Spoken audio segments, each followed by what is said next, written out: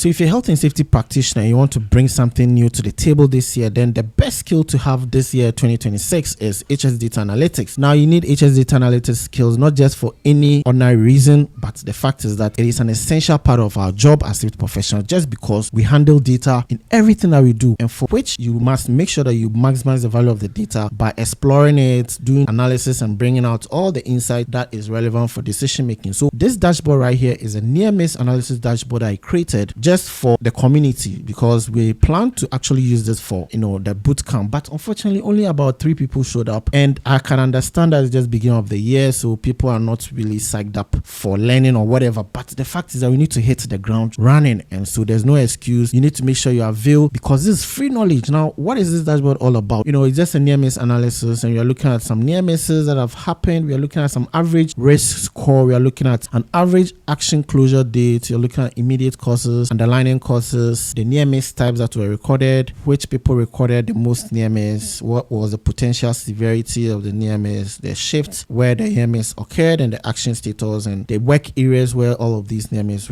were recorded, including the incident by job rules and risk categories. Now the fact is that this dashboard is very, very dynamic. Okay, so whenever you filter by any time frame, whether monthly or yearly, all right, what you're gonna see is that the maximum value is gonna be showing all throughout. So this is really, really dynamic. We are going a step further just to give you a lot more insight with regards to what was the highest number recorded across all of these parameters. All right, and again, another insightful thing that we did was the fact that you can actually see the year-on-year change, right? Year-on-year change for total near miss. You can see that the previous year, it was relatively higher, and for that reason, this current year, there's a percentage, 80% reduction. Okay, so if you go to 2024, of course, there's no previous year, so it's going to show as 0%. But the previous year was 110, and this year we recorded, last year, 2025, we recorded 90, and for that reason there's an 18% reduction. The same applies to the risk score. All right, so the previous year the average risk score was 9.6, and then the subsequent year, which is 2025, it went up by 4% to 10.0, and then again the average closure date in 2025, it dropped by 7.2. so we can see from the previous year, because there's nothing to compare to the previous year, but when we come to 2025, it has dropped from 7.9 to 7.2. so we bring in a little bit of insight right within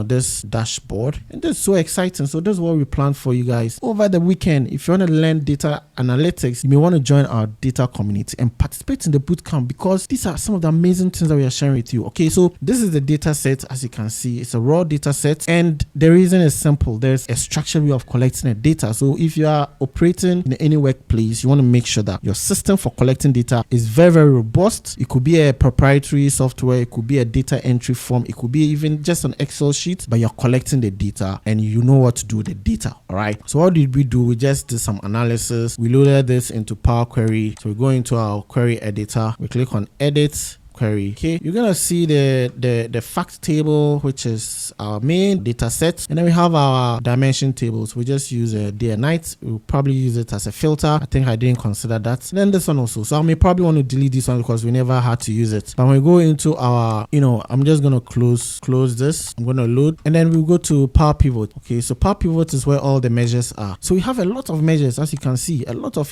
interesting measures. So we are calculating average of days used to close action, average risk score. Then we did the maximum of all the categories that we're trying to analyze. So all the visuals that you're seeing, maximum values being highlighted, we had to do that right here. And then the month-on-month change, year-on-year change, the previous year values, and all of that. So that's what it is. And then we brought in all this visual. We did a wireframing in PowerPoint and did this one. So I'm going to be making a very special video on how I executed this, because in the data bootcamp, given the fact that only about 3 people showed up, I do understand the announcement wasn't enough because I didn't really announce it. So that's also from my side. But the fact is that this could have been what we will be looking at. But no need to worry. I'm going to make a video on this maybe today or tomorrow and publish it on YouTube so that you can have a look and understand exactly how we built this dashboard. Okay, so that's what it is. This dashboard is very, very dynamic, and very, very nice, as you can see. Okay, so if you are in a management meeting and you are displaying all of this and you are